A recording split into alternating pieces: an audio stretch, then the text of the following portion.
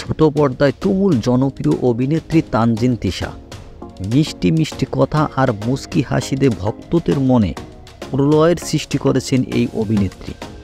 তানজিন তিশার ক্যারিয়ার শুরু হয় ফ্যাশন শ্যুট ও মডেলিংয়ের মাধ্যমে। নির্মাতা অনিতা রেজা চৌধুরীর পরিচালিত রবির একটি বিজ্ঞাপনে অংশগ্রহণ করার মাধ্যমেই তিশার ক্যারিয়ারের টার্নিং পয়েন্ট শুরু হয়। এরপর আর পিছনে তাকাতে হয়নি মিষ্টিভাষী এই অভিনেত্রীকে। তবে কিছুদিন ধরেই অস্থিরতা লক্ষ্য করা যাচ্ছে তিশার নতুন কাজের ক্ষেত্রে। সম্প্রতি নাটকের কাজ অনেকটাই কমিয়ে ফেলেছেন তিনি।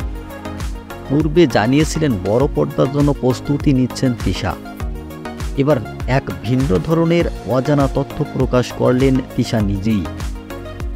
সম্প্রতি সাংবাদিকদের তিশা বললেন, নিজের পরিবার ছাড়াও আরও একটি পরিবার রয়েছে তানজিন তিশার। তিনি বললেন, মাদ্রাসার এতিম শিশুরা তার আরেকটি পরিবার। কয়েকদিন আগে রাজধানীর একটি এতিমখানায় গিয়েছিলেন তিশা। ছোট ছোট এতিম বাচ্চাদের সাথে কাটিয়েছেন অনেকটা সময়। নতুন এই পরিবার সম্পর্কে তিশা বললেন, দীর্ঘদিন ধরেই যাতায়াত করতে করতে এই এতিমরা আমার পরিবারের মতো হয়ে গেছে।